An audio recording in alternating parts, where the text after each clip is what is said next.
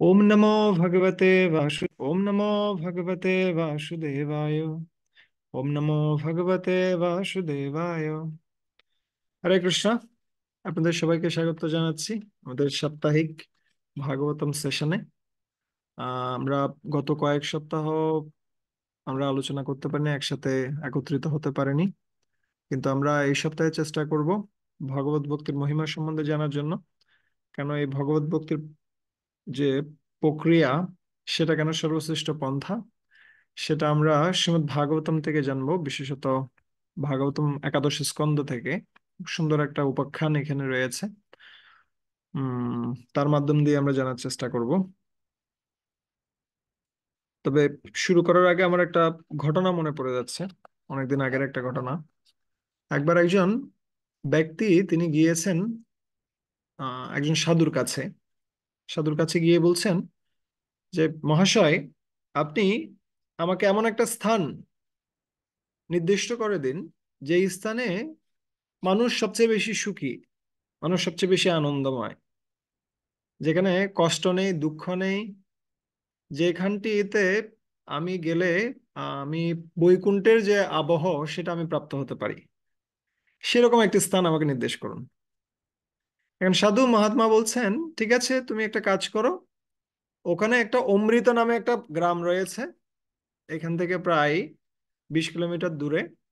তুমি সেই অমৃত নামক গ্রামে তুমি যাও। ওই গ্রামটি হচ্ছে সর্বশ্রেষ্ঠ স্থান। সেখানে গেলে তুমি বুঝতে পারবে যে সেই গ্রামটির সাথে অন্যান্য সব গ্রামের অনেকটা পার্থক্য রয়েছে। তা এখন ব্যক্তিটা হাঁটতে হাঁটতে সেই গ্রামে গেল। যাওয়ার পরে যখন সেই গ্রামে তিনি পৌঁছেছেন, যখন প্রবেশ করবেন সেই প্রবেশদ্বারে সেখানে অনেকগুলো শ্মশান ছিল। আহ, শ্মশান ছিল এবং অনেক শ্মশানের মধ্যে অনেকগুলো মন্দির ছিল। মন্দির মানে হচ্ছে যে সমস্ত স্থানে শবদাহ করা হয়েছে, সেই স্থানগুলোতে কি করা হয়েছে, এক একটা করে মন্দির তৈরি করা হয়েছে। এবং সেই পথ দিয়ে ওই ব্যক্তিটা যাচ্ছেন। যেতে যেতে তিনি দেখতে পেলেন সেই সমস্ত মন্দিরগুলোতে, ছোট ছোট মন্দিরগুলোতে যেখানে শবদাহ করা হয়েছিল, সেখানে তিনি দেখতে পেলেন মানুষগুলোর বয়স খুব কম। কিভাবে কম?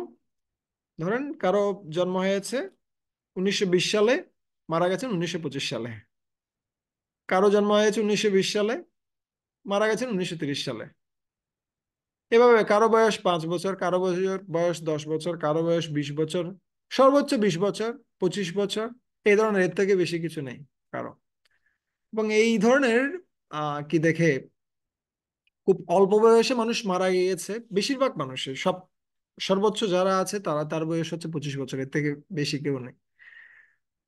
ব্যক্তিটা খুব অবাক হয়ে গেছেন যে সাধু মহাত্মা আমাকে বললেন যে এই স্থানটা হচ্ছে সর্বশ্রেষ্ঠ স্থান, কিন্তু আমি এই স্থানে এসে দেখলাম কি, এই স্থানে এসে দেখলাম মানুষগুলোর বয়স খুব কম, অল্প বয়সে তারা মারা যাচ্ছে। তাহলে এই স্থান কিভাবে সর্বশ্রেষ্ঠ স্থান হতে পারে? এখন তিনি ওই শ্মশান পার করিয়ে ওখানকার মন্দিরে গিয়ে পৌঁছেছেন। মন্দিরে গিয়ে যখন পৌঁছেছেন, ওখানে পুরোহিত তাকে স্বাগত জানালেন।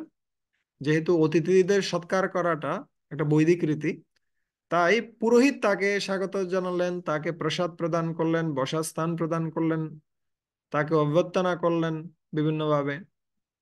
কিন্তু এই ব্যক্তিটি জিজ্ঞেস করছে, মশাই, আপনি তো আমাকে আমাকে অনেকভাবে কি করছেন, অভ্যর্থনা জানাচ্ছেন, কিন্তু আমার একটা প্রশ্ন রয়েছে, আগে প্রশ্নটার উত্তর দিন, তারপরে আমি আপনার অভ্যর্থনাগুলো গ্রহণ করব। কি প্রশ্ন আপনার? বলছে, আমার প্রশ্ন হচ্ছে যে এই স্থানের আমি অনেক মহিমা শুনেছি আমার গুরুদেবের কাছে, কিন্তু আমি এই স্থানে এসে দেখতে পেলাম যে এই স্থানের বেশিরভাগ মানুষই খুব অল্প বয়সে মারা যাচ্ছে। কারো বয়স 5 বছর, কারো বয়স 10 বছর, কারো বয়স সর্বোচ্চ 20 বছর, 25 বছর, এর থেকে বেশি কিছু নেই। কেন? কেন মানুষ অল্প বয়সে মারা যাচ্ছে? সমস্যাটা কোথায়? যদি সবাই অল্প বয়সে মারা যাবে, তাহলে এই স্থান কিভাবে শ্রেষ্ঠ? আর এই স্থানের নামই বা কিভাবে অমৃত হলো? এখানে তো মানুষ সব মারা যাচ্ছে। এটা অমৃত হওয়ার বদলে এটা কি হওয়া উচিত? মরণ হওয়া উচিত এই স্থানের নাম। তখন ওই পুরোহিত বলছেন, পুরোহিত খুব সুন্দর একটা কথা বলছেন। পুরোহিত বলছেন, দেখুন, প্রত্যেকটা স্থানে, পৃথিবীর প্রত্যেকটা স্থানে মানুষ যখন আহ মাতৃগর্ভ থেকে ভূমিষ্ঠ হয়, তখন তার জন্মদিন নির্ধারিত হয়, এবং যখন সে মৃত্যুবরণ করে তখন তার মৃত্যুর সময় নির্ধারিত হয়। কিন্তু আমাদের এই গ্রামে একটা বিশেষ রীতি রয়েছে। কি বিশেষ রীতি? এই গ্রামের রীতি হচ্ছে, যখন মানুষ ভূমিষ্ঠ হয় তখন আমরা তার জন্মদিন নির্ধারণ করি না। তাহলে আপনারা কখন জন্মদিন নির্ধারণ করেন? যখন থেকে একজন ব্যক্তি ভক্তি শুরু করে, যখন থেকে একজন ব্যক্তি ভগবানের চরণে শরণাগত হয়, সে শ্রবণ কীর্তন স্মরণ আদি পন্থায় ভগবানের সাথে যুক্ত হয়, সেই দিন থেকে তার জন্ম শুরু হয়। ঠিক আছে? এর আগ পর্যন্ত তার জন্ম হিসেবে আমরা ধরি না। যখন থেকে তার ভক্তি শুরু হয় তখন থেকে তার জন্ম শুরু হয়। ঠিক আছে? সেই কারণে আপনি এখানে যতগুলো ব্যক্তি দেখছেন তাদের বয়স খুব কম। ঠিক আছে? কম বয়সে তারা মারা গেছে কেন? তারা খুব অল্প অল্প বয়স, অল্প অল্প সময় কি করেছে, ভক্তি করেছে, এবং ওই সময়টাই হচ্ছে তাদের জীবন। আসলে প্রকৃতপক্ষে ভক্তি মানেই হচ্ছে জীবন, কিন্তু ভক্তিবিহীন জীবন হচ্ছে কি, শবদেহের শয্যার মতো। এই জন্য শাস্ত্রে কি বর্ণনা করা হচ্ছে? শাস্ত্রে বর্ণনা করা হচ্ছে, ভগবদ ভক্তিহীনস্য জাতি শস্ত্রম জপ তপ অপ্রাণস্যৈব দেহস্য মণ্ডনম লোকরঞ্জনম। কি বলছে এখানে? এখানে বলছে ভগবত ভক্তিহীনস্য, যদি ভগবত ভক্তি না থাকে, জাতি শাস্ত্রম জপ তপ, যদি উচ্চকুলে জন্ম হয়, খুব ভালো শাস্ত্রগ্রন্থ অধ্যয়ন করে, অর্থনীতি সমাজনীতি সমস্ত নীতিতে ও পরিপূর্ণ থাকে, আরো যদি অন্যান্য বিষয়গুলো করে, জাতি শাস্ত্রম জপ তপ, অনেক বেশি তপস্যা করছে, অনেক বেশি জপ করছে, অনেক কিছু করছে, কিন্তু যদি তার ভগবত ভক্তি না থাকে, সে যদি ভগবান কৃষ্ণের সেবা না করে, ভগবানের সেবায় যুক্ত না হয়, তাহলে তার সমস্ত কার্যক্রম হচ্ছে কিসের মতো? অপ্রাণস্য এব দেহস্য মণ্ডনম লোকরঞ্জনম। অপ্রাণস্য এব দেহস্য, মৃতদেহের শয্যার মতো। মৃতদেহকে সাজিয়ে সাধারণত কিসে তোলা হয়? চিতায় তোলা হয়। অথবা কিছু কিছু দেশ রয়েছে, মিশর সহ বিভিন্ন দেশ, যেখানে মানুষ মারা যাওয়ার পরে কি করা হয়, মৃতদেহটিকে খুব সুন্দরভাবে সাজানো হয়, তারপর সেখানে অনেক রত্ন মণিমাণিক্য দেয়া হয়, তারপরে তাকে খুব সুন্দর একটা কি কবর সাজিয়ে, বিশাল পিরামিড সাজিয়ে সেখানে প্রবেশ করানো হয়। আর সেখানে অনেক বিশাল ঢাক ঢোল ভেরি বিভিন্ন কিছু বাজিয়ে তাকে শ্মশানে নিয়ে যাওয়া হয় অথবা কবরস্থানে নিয়ে যাওয়া হয়। কিন্তু এই সমস্ত কিছুর আসলেই কতটুকু গুরুত্ব রয়েছে যখন ব্যক্তিটাই নেই, তাই না? তো ভগবত ভক্তি ছাড়া অন্য সমস্ত যত সমস্ত আমাদের আয়োজন, সেটি হচ্ছে কিসের মতো? সেটি হচ্ছে এই মৃতদেহের শয্যার মতো। আহ, তাই ভগবত ভক্তির পন্থাটাই হচ্ছে প্রকৃতপক্ষে জীবন। ঠিক আছে? ঠিক যেমনি দেহের মধ্যে যখন কি রয়েছে, আত্মা রয়েছে, তখন আমরা দেহটির গুরুত্ব বুঝতে পারছি। আত্মা চলে গেল মানে দেহের কোনো গুরুত্ব নেই। এবং দেহের মধ্যে কি রয়েছে, অনেকগুলো অঙ্গ থাকলেও যখন আত্মা রয়েছে তখন এটার অনেক গুরুত্ব রয়েছে। ঠিক একইভাবে এই কলিযুগে অন্যান্য সমস্ত অনেক প্রতিবন্ধকতা রয়েছে এখানে। আহ আপনি যেদিকে থাকাবেন সেখানেই সমস্যা, সমস্যার অভাব নেই। কিন্তু এর মধ্যে একটা আত্মা রয়েছে। আত্মাটা হচ্ছে কি, এই পুরো কলিযুগকে যদি আমরা চিন্তা মানে তুলনা করি, এটা হচ্ছে পুরোটা একটা মৃতদেহের মতোই। সো এর মধ্যে একটা আত্মা রয়েছে, যে আত্মার কারণে এই কলিযুগটা খুব বেশি ইম্পর্টেন্ট।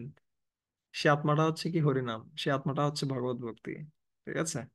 এই কলিযুগের মধ্যেও আমরা ভগবত ভক্তি চর্চা করার সুযোগ রয়েছে, যদিও অনেকগুলো সমস্যা এর মধ্যে যাচ্ছে।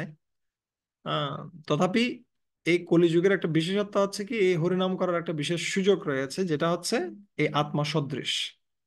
এবং যখন কেউ এই আত্মাকে গুরুত্ব প্রদান করছে, তখন বিভিন্ন পরিস্থিতি আসলো, তার জীবনে অনেক ঝড় তুফান আসলো, তার মধ্যেও সে কি থাকতে পারবে, তার মধ্যেও সে আহ স্থির থাকতে পারবে, তার মধ্যেও সে কি হয়ে যাবে না, সম্পূর্ণরূপে বিভ্রান্ত হয়ে পড়বে না।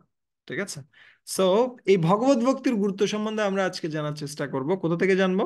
বিশেষ করে মিথিলার একজন রাজা ছিলেন, যার নাম হচ্ছে নিমি। আহ তার কাছে ভরত মহারাজ হচ্ছেন আম, ভরত মহারাজ হচ্ছেন ঋষভদেব, ঋষভদেবের পুত্র, যার নামে এই বর্ষের নাম হয়েছে কি ভারতবর্ষ, ভারতবর্ষ। এবং পুরো পৃথিবীকেও একসময় ভারত রূপে কি করা হতো, অভিহিত করা হতো। যদিও এখন আস্তে আস্তে ভারত শব্দটা ছোট হয়ে আসছে। ঠিক আছে। সো সেই নবযোগেন্দ্ররা আহ ভরত মহারাজের ভাই, এরা ঋষভদেবের পুত্র। এরা 100 জন পুত্র ছিলেন। এই 100 জন পুত্রের মধ্যে ভরত মহারাজ ছিলেন অগ্রগণ্য, এবং এছাড়াও আরো 9 জন কি ছিলেন 100 জন পুত্রের মধ্যে। 81 জন ছিলেন কি ব্রাহ্মণ, 9 জন ছিলেন ক্ষত্রিয়, আহ 9 জন, এবং 10 জন ছিলেন ক্ষত্রিয়, ভরত মহারাজ সহ। এবং বাকি 9 জন ছিলেন কি, বাকি 9 জন ছিলেন নবযোগেন্দ্র, যারা ছিলেন মহাভাগবত। তারা বিভিন্ন জায়গায় ভ্রমণ করতেন এবং ভগবানের বাণী প্রচার করতেন। এবং সেই নবযোগেন্দ্র তারা কি করেছেন, তারা একসময় মিথিলার রাজা নিমি মহারাজের কাছে এসে পৌঁছেছেন। আর যখন তারা এসেছেন, তখন সাথে সাথে কি করছেন, আহ সমস্ত সভাসদ তারা সবাই কি হয়ে গেছেন, উঠে দাঁড়িয়েছেন। এমনকি এখানে বর্ণনা করা হচ্ছে যজ্ঞের অগ্নি পর্যন্ত উঠে দাঁড়িয়েছে। শুধুমাত্র যাদের জীবন রয়েছে তারা তারা সম্মান জানাবে মহাত্মাদের, তা নয়। মহাত্মারা যখন আসেন, সমস্ত স্থাবর অস্থাবর সমস্ত কিছু কাকে সম্মান প্রদান করেন, ভগবানকে ভগবানকে অথবা ভগবানের ভক্তকে সম্মান প্রদান করেন। আর যদি কেউ সম্মান প্রদর্শন করতে কি হয়, ব্যর্থ হয়, তাহলে বুঝতে হবে সে আসলে জীবিত থেকেও, মৃত থেকেও খারাপ। যদিও সে জীবিত, কিন্তু আসলে সে কি মৃত বস্তুসমূহ অথবা যে সমস্ত বস্তুর কোনো প্রাণ নেই, সেই ধরনের বস্তু থেকেও খারাপ। হম, ঠিক আছে। তো এইখানে আমরা দেখতে পাচ্ছি নিমি মহারাজ সহ অন্যান্য সমস্ত যারা ছিলেন সভাসদ, তারা সকলেই বিনয় চিত্তে বিনয়াবনত হয়ে তারা কি করছেন, স্বাগত জানিয়েছেন। এবং স্বাগত জানিয়ে তারা প্রশ্ন করতে উদ্যত হয়েছেন আহ নিমি মহারাজ। কিন্তু প্রশ্ন করার আগে তারা কি করছেন, তারা গুণকীর্তন করছেন। কার গুণকীর্তন করছেন? এই নবযোগেন্দ্রের গুণকীর্তন করছেন। কি বলছেন? বিদেহরাজ নিমি বললেন, মনু দানবের মধু দানবের নিধনকারী প্রখ্যাত পরম পুরুষোত্তম ভগবানের সাক্ষাৎ পার্শ্বদ রূপেই নিশ্চয়ই আমি আপনাদের চিনতে পেরেছি। তো ভগবানের ভক্ত অথবা গুরুদেব অথবা শুদ্ধ ভক্ত, তারা হচ্ছে কার? ভগবানের পার্শ্বদ এবং ভগবানের প্রতিনিধি তারা। এই জন্য বর্ণনা করা হয় সাক্ষাৎ হরিতেন সমস্ত শাস্ত্রে। সাক্ষাৎ হরি, যদিও গুরুদেব তিনি ভগবান নন, যেহেতু তিনি ভগবানের প্রতিনিধি অথবা শুদ্ধ ভক্তরা ভগবানের প্রতিনিধি, তাই ভগবানের মতোই তাদেরকে সম্মান প্রদর্শন করা উচিত। কিন্তু আমরা যেন নিজেরা ভগবানের প্রতিনিধি নিজেদেরকে মনে করে যেন আমরা সম্মান আকাঙ্ক্ষা না করি কারো কাছ থেকে। ঠিক আছে? তাহলে সমস্যায় পড়ে যাব। আহ, আমরা অন্যদেরকে সম্মান প্রদর্শন করব, কিন্তু আমরা নিজেরা যেন সম্মান প্রত্যাশা না করি। ঠিক আছে? অবশ্যই শ্রী বিষ্ণু শুদ্ধ ভক্তগণ এইভাবে সমগ্র ব্রহ্মাণ্ডে আপন স্বার্থ বিনা অন্য সকল বদ্ধ জীবকুলের বিশুদ্ধি সম্পাদনের উদ্দেশ্যে পর্যটন করে থাকেন। তারা কি জন্য পর্যটন করেন? তাদের পর্যটনের একমাত্র উদ্দেশ্য হচ্ছে অন্যদেরকে শুদ্ধ করা। এই জন্য বর্ণনা করা হচ্ছে, খুব সুন্দর একটা শ্লোক রয়েছে, কিরাত হুনান্দ্র পুলিন্দ পুলকষা আবির শুম্ভ জবনো খসাদয়া যে অন্যে চ পাপা তপশ্রয় আশ্রয়া শুদ্ধন্তি তস্মৈ প্রভ বিষ্ণুবে নমঃ। কিরাত, হুন, আন্দ্রা, পুলিন্দা, পুলকশ, বিভিন্ন ধরনের নিচু জাতি যারা রয়েছে, যারা বৈদিক শাস্ত্র বহির্ভূত কার্য করে, তারাও যদি শুদ্ধান্তি তাসময়ী, তারাও শুদ্ধ হতে পারে মুহূর্তের মধ্যে। কিসের মাধ্যমে? ইয়াত অপাশ্রয় আশ্রয়া, যারা ভগবানের আশ্রয় নিয়েছে, যে সমস্ত শুদ্ধ ভক্তগণ, তাদের যদি কেউ আশ্রয় গ্রহণ করে, শুদ্ধ ভক্তরা ভগবানের আশ্রয় গ্রহণ করেছেন, এবং জীবেরা যদি শুদ্ধ ভক্তদের আশ্রয় গ্রহণ করে, তাহলে তারা কি হতে পারে? শুদ্ধন্তি তাসময়ী, তারা শুদ্ধ হতে পারে। ঠিক আছে? প্রভ বিষ্ণুবে নমঃ। সেই ভগবানের প্রভাব এত শক্তিশালী যে তার আশ্রয়ে যে সমস্ত ভক্তরা রয়েছে, তাদের আশ্রয়ে যদি কেউ থাকে, তাহলে তারা মুহূর্তের মধ্যে শুদ্ধ প্রাপ্ত হতে পারে, শুদ্ধতা প্রাপ্ত হতে পারে। এবং অন্যান্য যত সমস্ত পন্থা রয়েছে, সবগুলো পন্থাতে কিছু না কিছু প্রয়োজন রয়েছে। প্রয়োজন মানে কি, কিছু না কিছু যোগ্যতা প্রয়োজন। যোগ্যতা না থাকলে কি করা যাবে না? যোগ্যতা না থাকলে সে সমস্ত পন্থায় সাফল্য লাভ করা যাবে না। যেমন কর্ম, জ্ঞান, বিভিন্ন যে সমস্ত পন্থা রয়েছে, কিন্তু একটি মাত্র পন্থা রয়েছে যেখানে কোনো যোগ্যতার প্রয়োজন নেই। সেটা হচ্ছে কি? সেটা হচ্ছে ভক্তি। ভক্তি কোনো কিছুর উপর নির্ভর করে না। ভক্তি কিসের উপর নির্ভর করে? ভক্তা সঞ্জতয়া ভক্তা, ভগবত ভক্তের সংস্পর্শে ভক্তি লাভ হয়। ভক্তির প্রভাবে ভক্তি লাভ হয়। ঠিক আছে? একজন ব্যক্তির মধ্যে কি রয়েছে? যার মধ্যে ভক্তি রয়েছে, তার সাথে যখন কেউ সঙ্গ করছে তখন তার প্রভাবে কি লাভ হয়? ভক্তি লাভ হয়। এটার কর্ম, জ্ঞান, কেউ যদি অনেক ভালো কর্ম করে তার মাধ্যমে যে সে ভক্তি লাভ করবে, না। শুধুমাত্র কিসের মাধ্যমে প্রাপ্ত হওয়া যায়? যখন কেউ ভগবানের ভক্তদের সঙ্গ করে, তার মাধ্যমে তারা ভক্তি লাভ করতে পারে, এবং তার মাধ্যমে তারা সর্বোচ্চ শুদ্ধতা লাভ করতে পারে, বিশুদ্ধ বিশুদ্ধ হওয়া যায়। ঠিক আছে? অন্যান্য যে সমস্ত পন্থা রয়েছে সে সমস্ত পন্থাই মানুষের কর্মের যে ফল সেটা নষ্ট হতে পারে, কিন্তু কর্মের বাসনা নষ্ট হয় না। একই জিনিসটা আমরা ষষ্ঠ স্কন্ধে দেখতে পাই। সেখানে কার মধ্যে? পরীক্ষিত মহারাজ এবং সুখদেব গোস্বামীর মধ্যে কথোপকথন হচ্ছিল, যে বলছে যদি কেউ পাপ কর্ম করে তাহলে তার থেকে মুক্ত হওয়ার উপায় কি? তখন সুখদেব গোস্বামী বলছেন তাহলে সে প্রায়শ্চিত্ত করতে পারে, বিভিন্ন কর্ম সম্পাদন করতে পারে, যজ্ঞ, দান, তপস্যা, বিভিন্ন কিছু করতে পারে। তার মাধ্যমে সে কি হতে পারে? পাপের কর্মফল থেকে মুক্ত হতে পারে। কিন্তু পরীক্ষিত মহারাজ বলছেন এইভাবে পাপের কর্মফল থেকে মুক্ত হওয়াটা কিসের মতো? এটা হচ্ছে হস্তি স্নানের মতো। হাতি কি করে? হাতি স্নান করে, স্নান করে আবার সেই ধুলাগুলো মাথায় নেয়। ঠিক আছে? সো সেখানে লাভ কি রয়েছে? এটা কোনো কাজ নেই। তখন বলছে জ্ঞানের প্রক্রিয়ার মাধ্যমে কেউ কি হতে পারে? কেউ মুক্ত হতে পারে, কেউ কর্মের ফল থেকে মুক্ত হতে পারে। তখন বলছে যে এটা হচ্ছে কিসের মতো? আহ এটা হচ্ছে উম বাঁশঝাড়ে আগুন দেওয়ার মতোই। বাঁশঝাড়ে যখন কেউ আগুন দেয়, তখন কিছু সময়ের জন্য সে আগুনটা কি করে? সমস্ত বাঁশকে পুড়িয়ে দেয়। কিন্তু কিছুক্ষণ পরে যখন বৃষ্টি হয় তখন সেখান থেকে আবার কি উঠে? আবার বাঁশঝাড়গুলো গজিয়ে ওঠে। সো জ্ঞানের পন্থায়ও কিছু সময়ের জন্য মানুষ কি হতে পারে? কিছু সময়ের জন্য মানুষ খারাপ কর্মের প্রবৃত্তি থেকে মুক্ত হতে পারে, কিন্তু পরবর্তীতে সে আবার আসক্ত হয় এই সমস্ত কিছুতে। কিন্তু ভক্তি হচ্ছে এমন একটা বিষয়, যখন কেউ ভক্তি আচরণ করে তখন তার হৃদয়টা পরিবর্তিত হয়। তার যে পাপ কর্মের বাসনা সেটা সম্পূর্ণরূপে ধ্বংসপ্রাপ্ত হয়। ঠিক আছে? এই জন্য উদাহরণ দিচ্ছি কিসের সাথে? নিহারম ইব ভাস্করা। যখন সূর্য উদিত হয় তখন সেখানে কুয়াশা থাকতে পারে না। যখন সূর্য উদিত হবে তখন অন্ধকার থাকতে পারবে না। ঠিক একইভাবে যখন কেউ ভক্তি আচরণ করছে তখন অন্যান্য যে সমস্ত কর্মের বাসনা রয়েছে সেগুলো সম্পূর্ণরূপে ধ্বংসপ্রাপ্ত হয়। তাই ভক্তির পন্থাটাই হচ্ছে সর্বশ্রেষ্ঠ।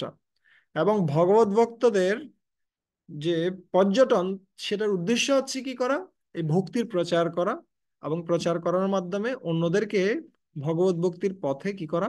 যুক্ত করা। ঠিক আছে? সেইভাবে কি করছেন? আহ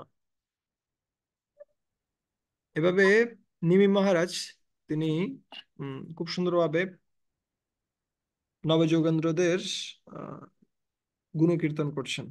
তারপরে তারা বললেন খুব সুন্দরভাবে, নিমি মহারাজ খুব সুন্দর এই শ্লোকটা, দুর্লভ মানুষ দেহ দেহিনাম শনভঙ্গুরঃ তত্রাপি দুর্লভম মন্যে বৈকুণ্ঠ প্রিয় দর্শনম। দুর্লভ মানুষ দেহ, এই মনুষ্য দেহ লাভ করাটা খুব কঠিন। অনেক 84 লক্ষ জীবজনী ঘুরে আমরা এই দেহটা প্রাপ্ত হয়েছি। এবং দেহিনাম শনভঙ্গুর, কিন্তু সেই দেহটা যদিও অনেক কষ্ট করে প্রাপ্ত হওয়া হয়েছে, কিন্তু যে কোনো মুহূর্তে সেটা নষ্ট হয়ে যেতে পারে। যে কোনো মুহূর্তে জীবন চলে যেতে পারে। ঠিক আছে? এটার কোনো গ্যারান্টি নেই। এই জন্য কে বলছিলেন? আহ যুধিষ্ঠির মহারাজ বলছিলেন, অহনি অহনি ভূতানি গচ্ছন্তি ইহ জমালয়ম। মুহূর্তে মুহূর্তে মানুষ কোথায় যাচ্ছে? জমালয়ে যাচ্ছে। ঠিক আছে, যে কোনো মুহূর্তে নষ্ট হয়ে যেতে পারে। একই কথাটা প্রহ্লাদ মহারাজ বলছেন যে কৌমারো আচরেত প্রাজ্ঞ ধর্মন ভাগবতা নিহ। আহ কৌমার জীবন থেকে কি করা উচিত?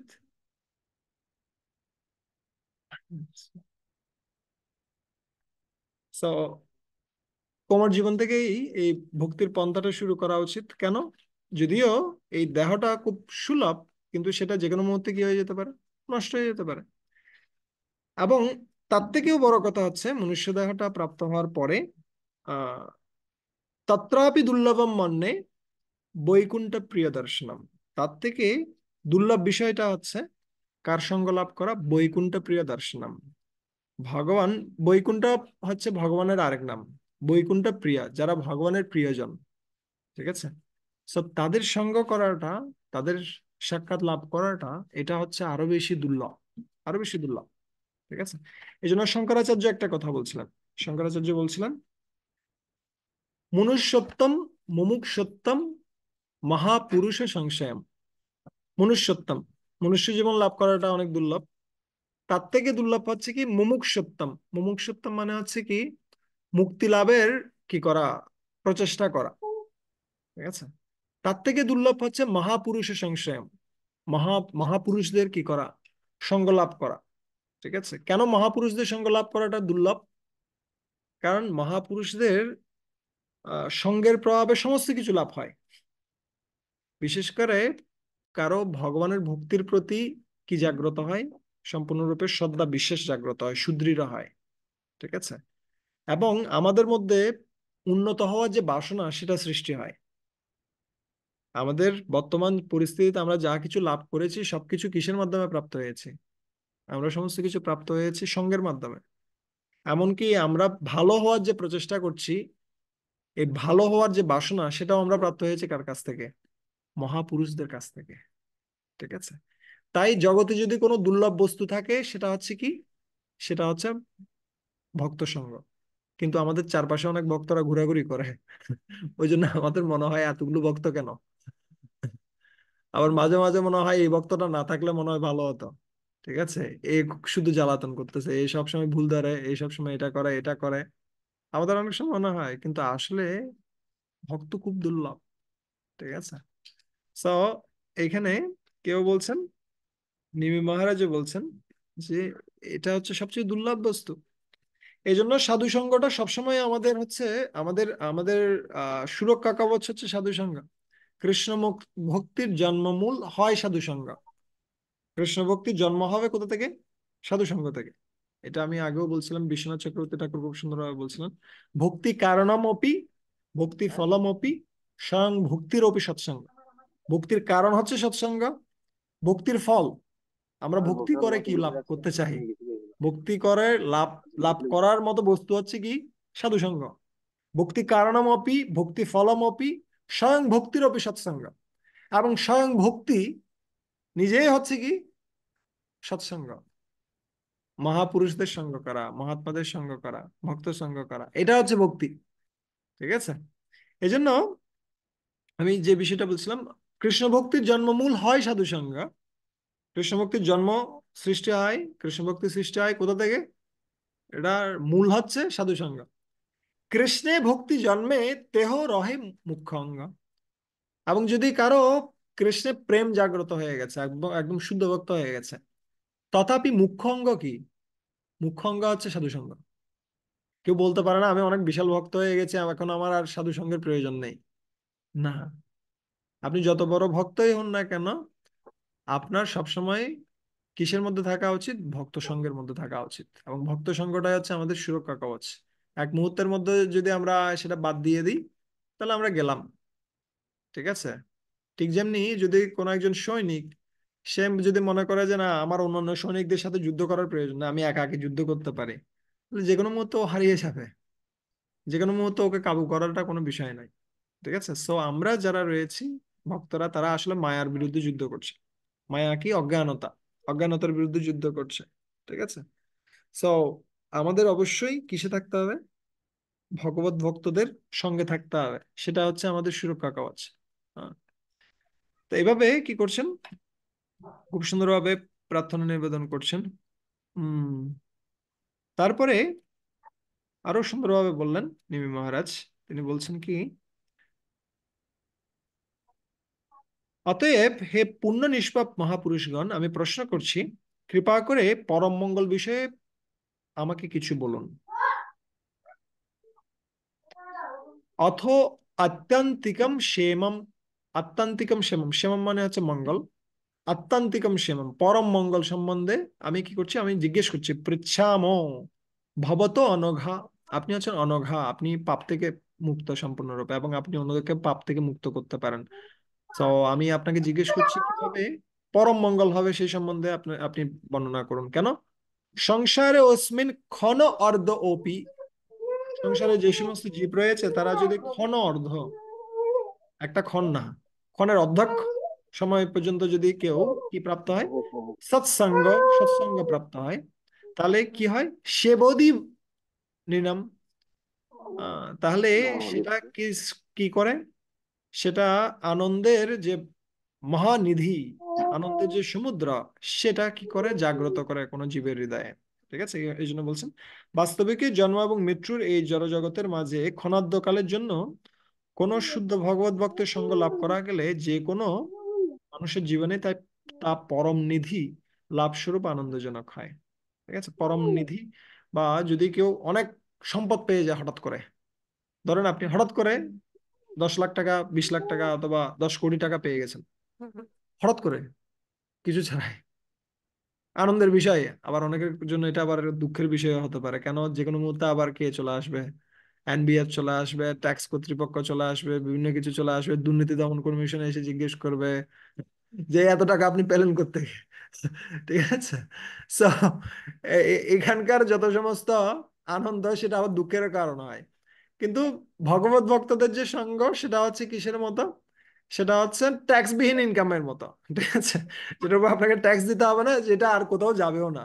এই জন্য বলছে এটা কেমন, এটা হচ্ছে আত্মান্তিকম, এটা হচ্ছে অত্যান্তিক। অত্যান্তিক শব্দটা ব্যাখ্যা করছে, এটা দুটো জিনিস রয়েছে। শ্রেয়, শ্রেয় শব্দটা ব্যাখ্যা করছিল, এটা আত্মান্তিক এবং ঐকান্তিক। আত্মান্তিক মানে হচ্ছে যার ফল কখনো নষ্ট হবে না, আর ঐকান্তিক মানে হচ্ছে যে পন্থাটা গ্যারান্টি, গ্যারান্টিড, এটা একদম নিশ্চিত, এই পথে যদি আপনি যান আপনি নিশ্চিতভাবে সাফল্য লাভ করবেন। অনেকে বলে না 100% সাকসেস, কোনো কি নেই। আপনি আমাদের থেকে কি করুন, আমাদের বইগুলো পড়ুন, আপনি কি হয়ে যাবেন, নির্ঘাত এখানে টিকে যাবেন। বিভিন্নভাবে ওরা অ্যাডভার্টাইজমেন্ট করে, কিন্তু ভক্তির পথটাই হচ্ছে কি, ভক্তির পথটাই হচ্ছে ঐকান্তিক এবং আত্মান্তিক। আত্মান্তিক মানে হচ্ছে এই, এই ভক্তির পথ থেকে যেই কিটা পাওয়া যাবে, রেজাল্টটা পাওয়া যাবে, সেটা কখনো নষ্ট হবে না। যেটা আমরা ভগবত গীতাও দেখতে পাই, ভগবত গীতাও ভগবান কৃষ্ণ কি বলছেন, এই যে দ্বিতীয় অধ্যায় 40 নম্বর শ্লোকে, যে নেহাবিক্রমণা সোস্তি প্রত্যবায় ন বিদ্যতে স্বল্পম অপিয়স্য ধর্মস্য ত্রায়তে মহতো ভয়াত। এই যে ভগবত ভক্তির যে পন্থা, সেটা অল্প পরিমাণে যদি কেউ যাজন করে তাহলে তার ফল সবসময় কি থাকবে, স্থির থাকবে, এটা কখনো নষ্ট হবে না। ঠিক আছে, তাই ভক্তির পন্থাটা হচ্ছে কি, এটা ভক্তির পন্থাটা হচ্ছে আত্মান্তিক, এটা ফলটা হচ্ছে চিরস্থায়ী, এবং এই যে পথ সেটা ঐকান্তিক, এটা গ্যারান্টিড পথ, এটা নিশ্চিত পথ। যদি কেউ এই পথে এগিয়ে যায় তাহলে তার কখনো পতন হবে না। ঠিক আছে, এইখানে একটা বিষয় রয়েছে। সো তারপরে তারা প্রশ্ন করছে, কি প্রশ্ন করছে, আমাকে কৃপাপূর্বক কিসের সম্বন্ধে বলুন, আমাকে কৃপাপূর্বক বলুন কিভাবে আমি পরম মঙ্গল লাভ করতে পারি, তো এই সম্বন্ধে আমাকে একটু বলুন। ঠিক আছে, এখানে এখানে উদাহরণটা দিচ্ছে অপ্রত্যাশিত সম্পদ আবিষ্কারের মহা উৎফুল্লের মতো সাধু সঙ্গ। তখন আহ নিমি মহারাজ যে এত সুন্দর প্রশ্ন শুনে নবযোগেন্দ্রগণ তারা কি করছেন, তারা উত্তর প্রদান করছেন এক এক করে। ঠিক আছে, প্রথমে কি বলছেন, প্রথমে বলছেন আহ খুব আনন্দিত হয়েছেন তারা এত সুন্দর প্রশ্ন শুনে, এবং তারা আনন্দ, তাদের মধ্যে একজন কবি, কবি হবি প্রবুদ্ধা, এ ধরনের 9 জন রয়েছেন। তারা এক একজন এক একটা প্রশ্নের উত্তর প্রদান করছেন। প্রশ্ন, প্রশ্নটার উত্তর প্রদান করছেন কবি। তিনি বলছেন, হে রাজন, এই জগৎ সংসারে দেহাদি অসৎ বিষয়ে নিরন্তর আত্মবুদ্ধি স্বরূপ বিভ্রান্তির জন্যই মানুষের কল্যাণার্থে আমি মনে করি যে মানুষ একমাত্র অচ্যুত অক্ষয় পরম পুরুষোত্তম ভগবানের পাদপদ্মের আরাধনা করলেই সর্বপ্রকার ভয় ভীতির কবল থেকে যথার্থ মুক্তি অর্জন করতে পারে। এই ধরনের সেবা, ভগবত ভক্তি সেবা অনুশীলনের মাধ্যমে সকল ভয় সম্পূর্ণরূপে দূর হয়। ঠিক আছে, তো কি বলছে, যদি কেউ কি করে, ভগবত ভক্তির পন্থা অবলম্বন করে, তাহলে তার কোনো ভয় থাকবে না। এই জন্য খুব সুন্দর একটা ভজনও রয়েছে, ভজাহু রে মন শ্রীনন্দ নন্দন অভয় চরণার বিন্দরে। ভজাহু রে মন, হে মন তুমি কার ভজনা করো? শ্রীনন্দ নন্দনের ভজনা করো। হুম। সেই শ্রীনন্দ নন্দনের ভজনা করলে, সেবা করলে কি লাভ হবে? অভয় চরণার বিন্দরে, তার চরণ হচ্ছে সমস্ত অভয় প্রদানকারী। ঠিক আছে, যদি কেউ সেই ভগবানের ভজনা করে তাহলে তার কোনো কি থাকবে না, ভয় থাকবে না। সাধারণত কি হয়, আমরা যখন কোনো একটা আহ অন্ধকার রাত্রে যখন কোনো একটা রাস্তায় হাঁটছি, ধরেন কোনো একটা চিপাগুলির মধ্য দিয়ে হাঁটছি, অনেক সময় ভয় কাজ করে যে আসলে এই পথ দিয়ে যাচ্ছে, যে কোনো মুহূর্তে কোনো সন্ত্রাসী এসে ধরবে কিনা, ভুল পথে আমি যাচ্ছি কিনা, বিভিন্ন ধরনের ভয় কাজ করে। কিন্তু যখন কি রয়েছে, দিনের বেলা রয়েছে, অথবা আমার পাশে যখন কোনো একজন ব্যক্তি, আমার থেকে সিনিয়র কোনো একজন ব্যক্তির সাথে রয়েছেন, যিনি আমাকে হাত ধরে নিয়ে যাচ্ছেন, ভয় থাকার কোনো কারণ থাকে না সে সময়টিতে। ঠিক আছে, অভয় আমরা থাকতে পারি। সো আমরা ভগবত ভক্তির যে পন্থা, সেটা হচ্ছে কি, সেটা হচ্ছে অভয় পথ। কেন? অন্যান্য সমস্ত পন্থায় নিজের প্রচেষ্টায় কাউকে কি হতে হয়, উন্নত হতে হয়, কিন্তু এই ভগবত ভক্তির পন্থাতে শুধুমাত্র ব্যক্তি প্রচেষ্টা করে না, কেউ প্রচেষ্টা করে, ভগবান কৃষ্ণও প্রচেষ্টা করেন ভক্তকে কি করার জন্য, উন্নত করার জন্য। ঠিক আছে, আমরা যতটুকু প্রচেষ্টা করছি তার থেকে বেশি প্রচেষ্টা কে করছেন? ভগবান করছেন, হয়তো আমরা বুঝতে পারছি না। ঠিক আছে, আহ, অন্যান্য সমস্ত পন্থায় মানুষ ভগবানের শরণাগত হয় নিজের সুবিধার জন্য, নিজের আনন্দের জন্য। কিন্তু ভগবত ভক্তির পন্থাটাতে মানুষ আরো বেশি আনন্দ পায়। কেন? এখানে নিজের আনন্দের চেয়েও সে কিসের আনন্দ বেশি চায়? ভগবানের আনন্দ বেশি চায়। ঠিক আছে, কেউ কর্ম করছে কেন? স্বর্গে যাবে, স্বর্গে গিয়ে সেখানে আনন্দ লাভ করবে। কেউ জ্ঞান লাভ করছে কেন? সে ব্রহ্মে লীন হয়ে যাবে। সবকিছু নিজেকে কেন্দ্র করে। কিন্তু ভক্তির পন্থাটা হচ্ছে কাকে কেন্দ্র করে? কৃষ্ণকে কেন্দ্র করে। আমরা ভক্তি করছি কেন? কার সন্তুষ্টির জন্য? ভগবানের সন্তুষ্টির জন্য। ঠিক আছে, তাই এখানে আনন্দটা আরো বেশি। যখন আমরা যে কোনো কিছুতে আমরা যখন স্বার্থহীন হই, তখন কিন্তু আমরা বেশি আনন্দ পাই। যেমন আপনি প্রসাদ পাচ্ছেন, এটাতে আপনি এক প্রকার আনন্দ পাবেন। কিন্তু যখন আপনি নিজে প্রসাদ বিতরণ করেন, এখানে কিন্তু আনন্দটা কি থেকেও বেশি, প্রসাদ পাওয়ার থেকেও বেশি। ঠিক কিনা? আদিত্য, তুমি কি করেছো? কখনো প্রসাদ বিতরণ করেছো? হ্যাঁ, হ্যাঁ প্রভু, করেছি। তখন কেমন আনন্দ পেয়েছো তুমি? অনেক, মানে অনেক ভালো লাগে। তো ওই সময়টা তো তোমাকে তো না খেয়ে বিতরণ করতে হচ্ছে না? হ্যাঁ। তাও আমার কাছে অনেক ভালো লাগছিল। তো এই তো ছোট আমরা তো ছেলেটাও পাই নাই, আদিত্য কখন বিতরণ করছে প্রসাদ? আমরা তো পাই নাই প্রসাদ। ওকে। সো এই সবাই কিন্তু বুঝতে পারে এটা, একদম একটা ছোট ছেলেও বুঝতে পারে যে যখন আমরা কি করি, আমরা নিজেরা স্বার্থহীন হয়ে অন্যদের সেবা করি, তখন আমরা বেশি আনন্দ পাই। ঠিক একইভাবে এই ভগবত ভক্তির পন্থাতে আমাদের আনন্দের চেয়েও কিসের আনন্দের বিষয়টা বেশি? আমরা ভগবানের আনন্দ বিধান করতে চাই, তার কারণে আমাদের আনন্দটা বেশি। এবং এখানে ভয় নেই কেন? কারণ ভগবান সবসময় আমাদের সাথে রয়েছেন। অন্যান্য পন্থায় আমাদের নিজেদেরকে প্রচেষ্টা করতে হয় সমস্ত কিছু, কিন্তু ভগবান আমাদেরকে সহযোগিতা করছেন। তাই এই পন্থাটা হচ্ছে সর্বশ্রেষ্ঠ পন্থা। ঠিক আছে, সম্পূর্ণ ভয় থেকে মুক্ত হওয়ার একটা পন্থা হচ্ছে এই ভগবত ভক্তি। ঠিক আছে, এরপরে বর্ণনা করছেন খুব সুন্দরভাবে যে পরমেশ্বর ভগবান স্বয়ং যে সকল পদ্ধতি নিরূপণ করেছেন তা অনুসরণ করলে অজ্ঞজন পরমেশ্বর ভগবানকে অনায়াসে উপলব্ধি করতে পারেন। অনায়াসে উপলব্ধি করতে পারেন। পরমেশ্বর ভগবান যে পদ্ধতি নির্দেশ করেছেন তাকে ভাগবত ধর্ম, অর্থাৎ পরম পুরুষোত্তম ভগবানকে প্রেমভক্তি নিবেদনের উপায় স্বরূপ স্বীকার করতে হয়।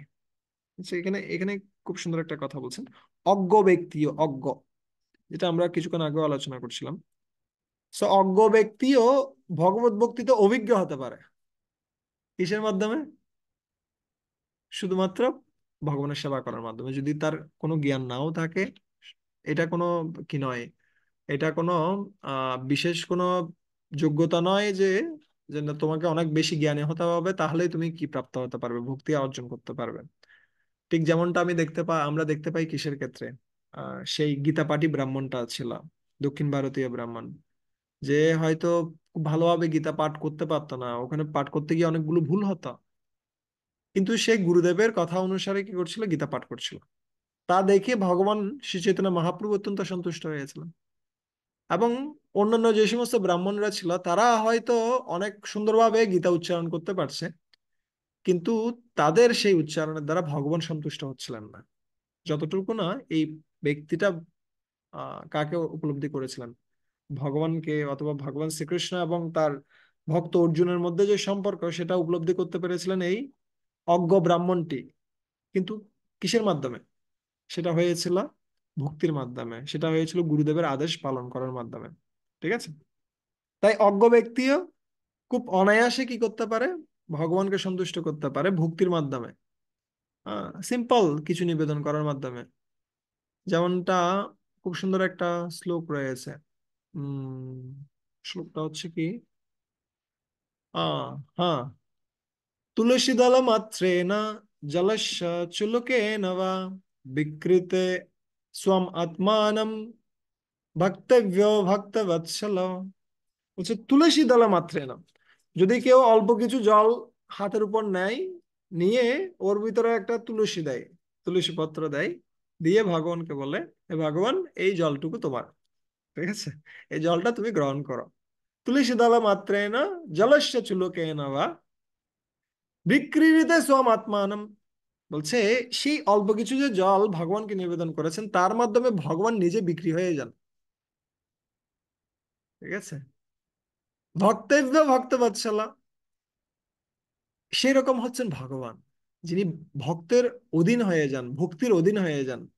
একজন অজ্ঞ ব্যক্তিও তিনি যদি সামান্য ভগবানের ভক্তি নিবেদন করেন বা ভগবানের সেবা করেন, তাহলে ভগবান তার প্রতি সম্পূর্ণরূপে কি হয়ে যান, সম্পূর্ণরূপে বিকৃত হয়ে যান। এটা হচ্ছে বিশেষত্ব ভগবত ধর্মের।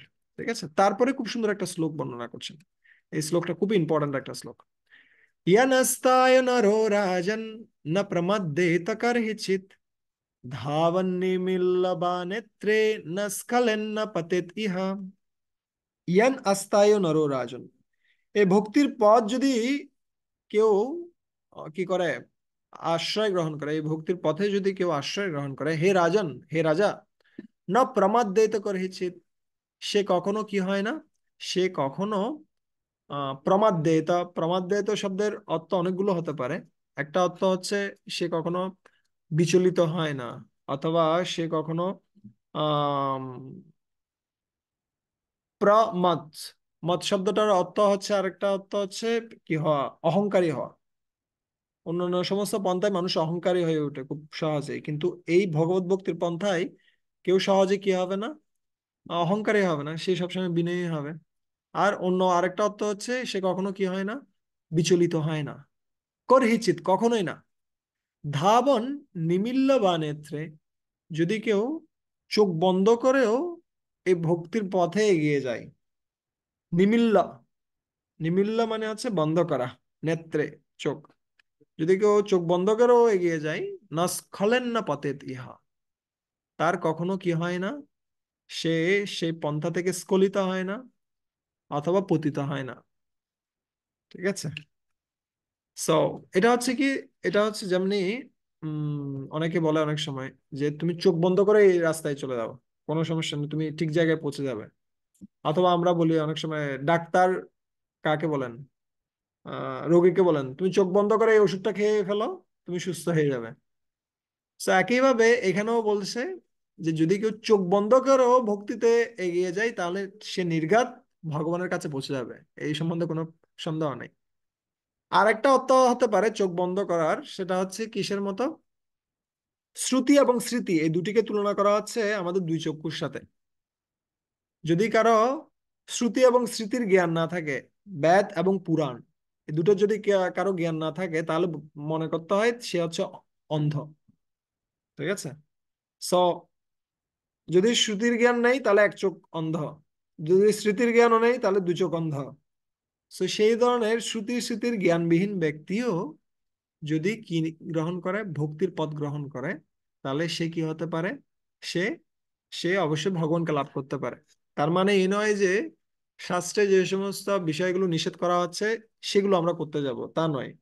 গুরুদেবের অধীনে অথবা বৈষ্ণবদের অধীনে আমরা কি করতে পারি? আমরা ভক্তি করতে পারি। এমনকি আমাদের যদি কোনো জ্ঞান নাও থাকে, তথাপিও আমরা কি করতে পারি? আমরা সিদ্ধি লাভ করতে পারি, যদি ভক্তির প্রসেসটাতে আমরা কি করি? আমরা এগিয়ে যাই। এই জন্য এই ভক্তির প্রসেসটাতে অন্য কোনো কিছুর প্রয়োজন নেই। এই জন্য বারবার করে একই জিনিসটা বর্ণনা করা আছে। যদি কেউ এই পন্থায় এগিয়ে যায়, তাহলে সে অবশ্যই কি প্রাপ্ত হতে পারবে? সে সিদ্ধি লাভ করতে পারবে। ঠিক আছে, চোখ বন্ধ করে এগিয়ে গেল। ঠিক আছে। আহ yes, এখানে হুম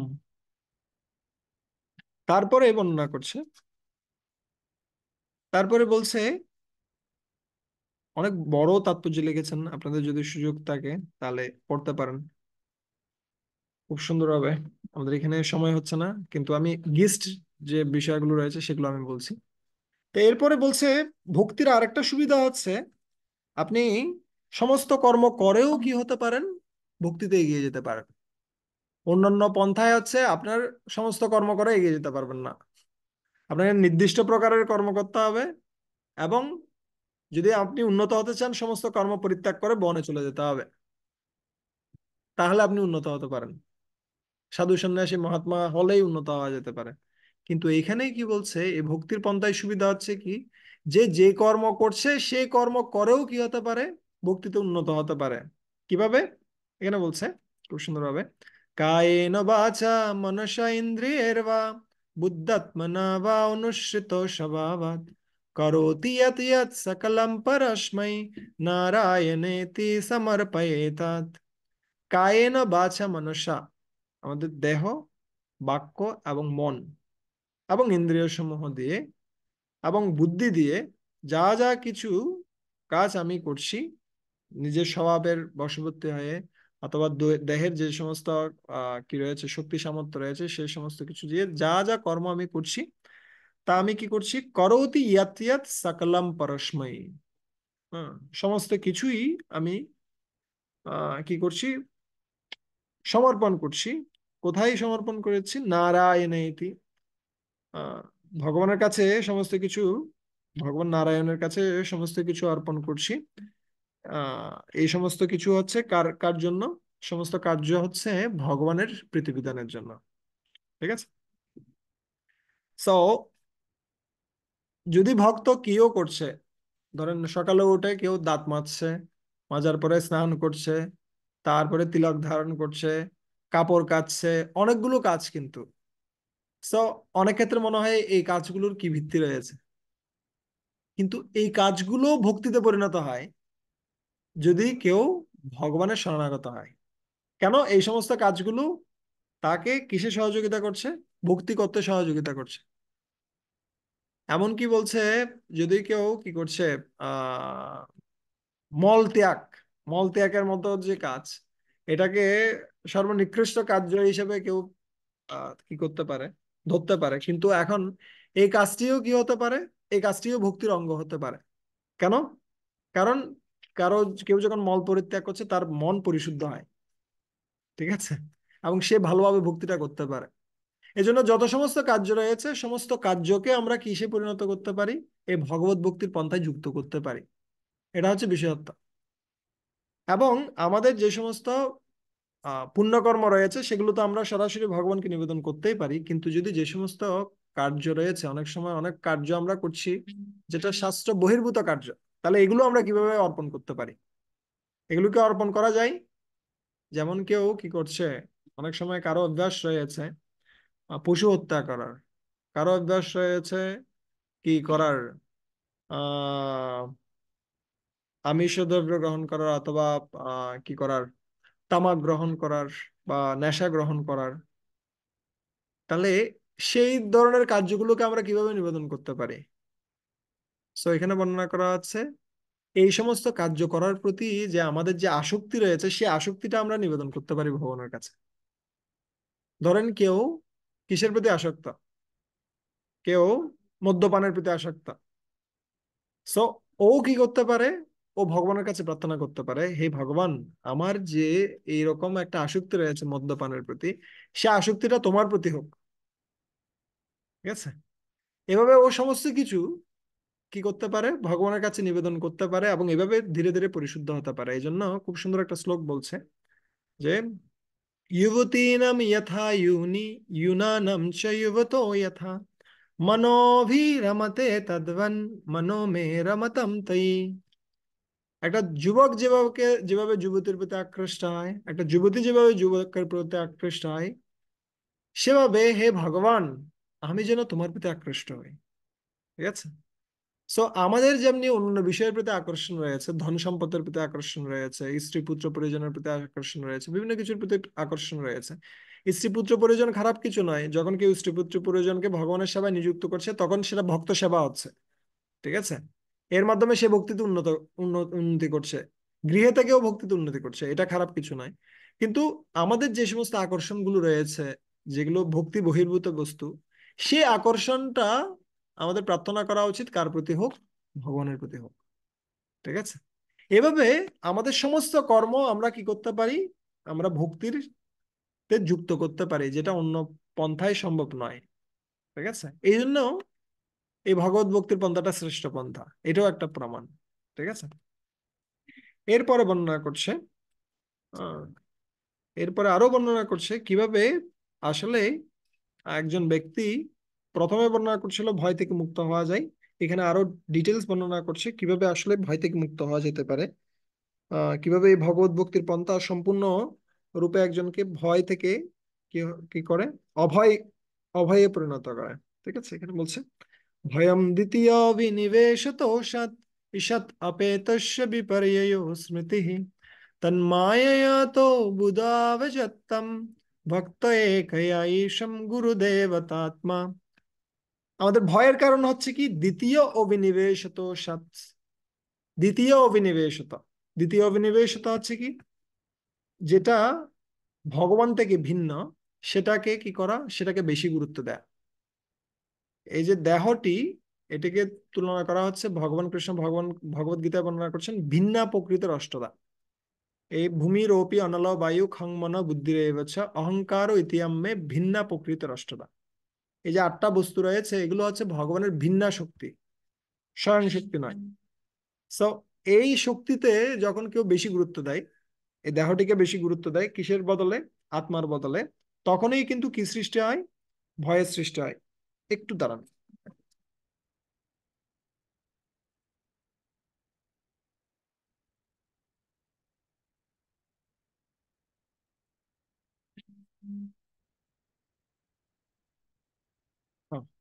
সরি, আমরা কি বলছিলাম? আহ, ভয় শুরু হয় কোথা থেকে, যখন কেউ দেহটিকে বেশি গুরুত্ব দেয়। কারণ দেহটা নষ্ট, যে কোনো মুহূর্তে নষ্ট হবে, বেশি পরিমাণে গুরুত্ব দিই, তখনই কিন্তু ভয় সৃষ্টি হয় যে যে কোনো মুহূর্তে এটা নষ্ট হয়ে যেতে পারে, কি হবে তখন আমার গতি। এবং আরেকটা কারণ হচ্ছে কি, ঈশাত অপেতস্য, যখন কেউ ভগবানকে ভুলে যায়, যখন কেউ মনে করে আমি নিজেই আমার জীবনকে পরিচালনা করছি, এখানে ভগবানের কোনো গুরুত্ব নেই, তখন আমরা কষ্ট পাই। ঠিক যেমনি সূর্যের সামনে যদি কেউ থাকে তাহলে অন্ধকারের কোনো কারণ নেই, কিন্তু সূর্যের যদি কেউ বিপরীত হয় তখনই কি সৃষ্টি হয়, তখনই সে ছায়া দেখতে পায়। ঠিক আছে? তাই ঈশাত অপেতস্য, যখন কেউ ভগবানকে ভুলে যায় তখনই সে ছায়ারূপী কষ্টপ্রাপ্ত হয়। বিপর্যয় অস্মৃতি, বিপর্যয়, বিপর্যয় মানে হচ্ছে উল্টোটা হওয়া। উল্টোটা হওয়া মানে হচ্ছে কি, দেহটিকে নিজের স্বরূপ মনে করা এবং আত্মাকে ভুলে যাওয়া, আমি যে আত্মা সেটা ভুলে যাওয়া। এটা আমি এখানে বর্ণনা করছি, কিন্তু আমার নিজেরই অনেক কঠিন পরিস্থিতি এটাকে অ্যাপ্লাই করাটা, ঠিক আছে? সো এই সমস্ত কারণে কি সৃষ্টি হয়? ভয় সৃষ্টি হয়। কি কি বর্ণনা করছে? প্রথমে বলছে দেহটিকে বেশি গুরুত্ব প্রদান করা, দ্বিতীয়ত হচ্ছে ভগবানকে ভুলে যাওয়া, তৃতীয়ত হচ্ছে দেহটিকে নিজের স্বরূপ মনে করা, চতুর্থত হচ্ছে নিজেকে আত্মারূপে ভুলে যাওয়া। ঠিক আছে? এই সমস্ত কিছুর কারণে কি সৃষ্টি হয়? ভয় সৃষ্টি হয়। কিন্তু এই ভয় যেটা হচ্ছে মায়ার দ্বারা সৃষ্টি, ভগবানের সৃষ্টি, কিন্তু সেটা কিসের মাধ্যমে যাবে?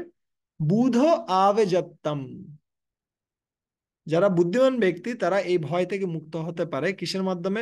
আভাজেত। আভাজেত মানে হচ্ছে কি? খুব ভালোভাবে ভজনা করার মাধ্যমে। কার ভজনা করার মাধ্যমে? ভগবানের ভজনা করার মাধ্যমে। ভক্ত একয়া ঈশম, ভক্ত একয়া ঈশম। একমাত্র ভক্তির দ্বারা কার প্রতি? ঈশম, ভগবানের প্রতি ভক্তির মাধ্যমে বুদ্ধিমান ব্যক্তিরা কি হতে পারে? এই ভয় থেকে মুক্ত হতে পারে। কিন্তু সে ভক্তিটা কিভাবে করবে? সে ভক্তিটা করবে গুরুদেবতা আত্মা। গুরুদেবতা আত্মা হচ্ছে কি? ভগবানের প্রতি যতটুকু ভক্তি রয়েছে সেরকম যেন শ্রদ্ধা ভক্তি আমাদের কার প্রতিও হয়, গুরু বৈষ্ণব সাধু বৃন্দের প্রতি যেন আমাদের হয়। তাহলে আমরা কি করতে পারবো? আমরা খুব ভালোভাবে ভগবানের সেবা করতে পারবো। ঠিক আছে? সো এখানে কি বর্ণনা করছে? এই ভক্তির পন্থাটা সেটা কি প্রদান করে? ভয় থেকে সম্পূর্ণরূপে মুক্তি প্রদান করে। কেন? কারণ এটার মাধ্যমে কেউ কি হতে পারে? ভগবানের সাথে সম্পূর্ণরূপে যুক্ত হতে পারে, এবং তখন সে উপলব্ধি করতে পারে যে আমার পাশে একজন কি রয়েছে, ব্যক্তি রয়েছে যিনি আমাকে সবসময় রক্ষা করতে পারেন। ঠিক আছে? তো একটা উদাহরণ দিচ্ছে, একটা বাচ্চা শিশু, সে যখন মনে করে যে কোনো একটা ঝামেলা আসছে, কোনো একটা বিপদ আসছে যেখানে আমার বাবা আমাকে রক্ষা করতে পারবে না, এটা যখন কেউ চিন্তা করে, বাচ্চাটা চিন্তা করে, তখন কিন্তু সে ভয় পায়। কিন্তু যদি বাচ্চা বুঝতে পারে যে বাবা আমাকে রক্ষা করতে পারবে যে কোনো পরিস্থিতিতে, তাহলে কিন্তু ও আর ভয় পায় না। ও উল্টো কি দেখায়? অন্যদের প্রতি কেউ মারতে আসলে ওকে আরো উল্টা ঘুষি দেখাবে, যে তুমি আমাকে মারতে আসছো, আমার বাবা আমাকে রক্ষা করবে। ঠিক আছে? আমি তোমাকে ভয় পাই না। সো ভক্ত যখন যখন সে ভগবানের সাথে যুক্ত রয়েছে, তখন তার ভয়ের কারণ নেই। কেন? কারণ ভগবান তাকে সবসময় কি করবেন? রক্ষা প্রদান করবেন। ঠিক আছে? সুরক্ষা প্রদান করবেন। সেইভাবে নিমি মহারাজের কাছে নবযোগেন্দ্রগণ তারা ভক্তির মহিমা বর্ণনা করছেন। ঠিক আছে? এক এক করে। এস, আরেকটা খুব সুন্দর শ্লোক কে বর্ণনা করছেন পরবর্তীতে, যে কি করা উচিত? জীবের কর্তব্য হচ্ছে ভগবানের পবিত্র নাম কীর্তন করা উচিত, এবং অনাসক্ত হয়ে সর্বত্র বিচরণ করা উচিত, এবং ভগবানের নাম প্রচার করার মাধ্যমে কেউ কি হতে পারে? সমস্ত ভয় থেকে মুক্ত হতে পারে, এবং এভাবে আনন্দ লাভ করতে পারে। ঠিক আছে? এবং এই ভক্তির পন্থাটিকে তুলনা করছে কিসের সাথে? এটাকে তুলনা করছে খাবারের সাথে। ইয়েস,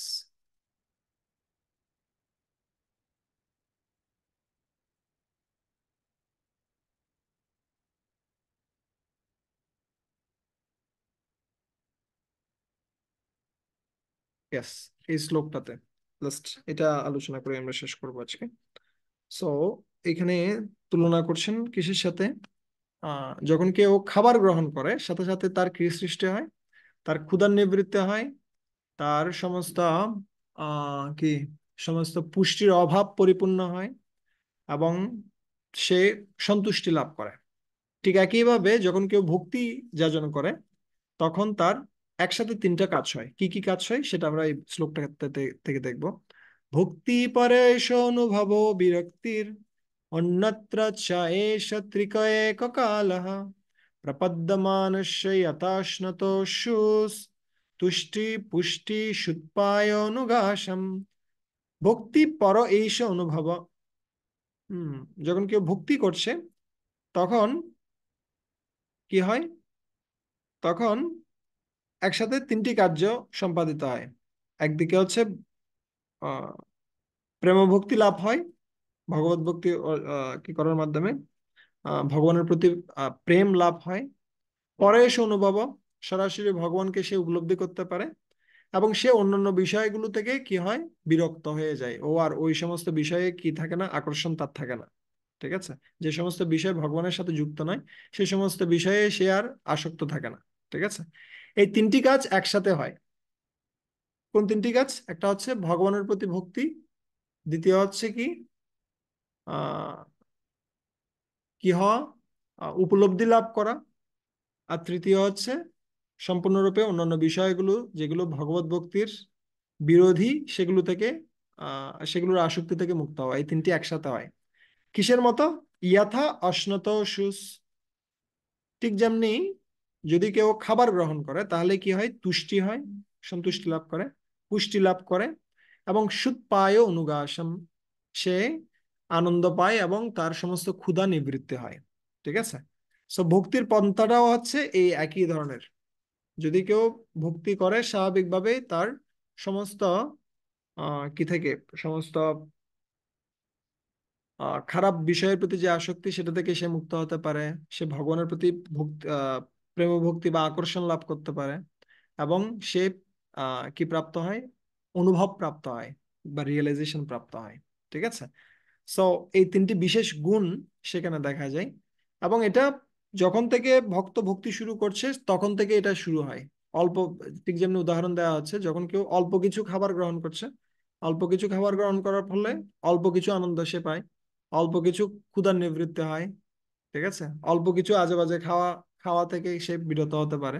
ঠিক একইভাবে কেউ যখন অল্প ভক্তি করছে তার মধ্যে অল্প প্রেম জাগ্রত হয়। যখন ভক্তি করতে করতে সে এগিয়ে যায় তার মধ্যে সম্পূর্ণ প্রেম ভক্তি, ভগবানের প্রতি সম্পূর্ণ আকর্ষণ সে লাভ করতে পারে। ঠিক আছে, এটা হচ্ছে একটা বিশেষত্ব। সো এভাবে বর্ণনা করতে করতে কবি মহারাজ তিনি ভক্তির বর্ণনা করছেন, এবং কিভাবে এই ভক্তি সর্বশ্রেষ্ঠ সেটা বর্ণনা করছেন।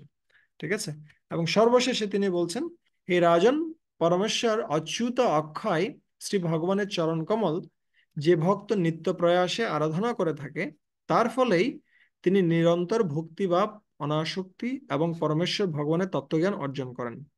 এভাবে ভজনশীল ভগবত ভক্ত পরম দিব্য শান্তি লাভ করতে পারেন। ঠিক আছে, দিব্য শান্তি লাভ করার পন্থাটা হচ্ছে কি, এটা হচ্ছে যদি কেউ ভক্তি খুব ভালোভাবে কি করে, আহ, যাজন করে।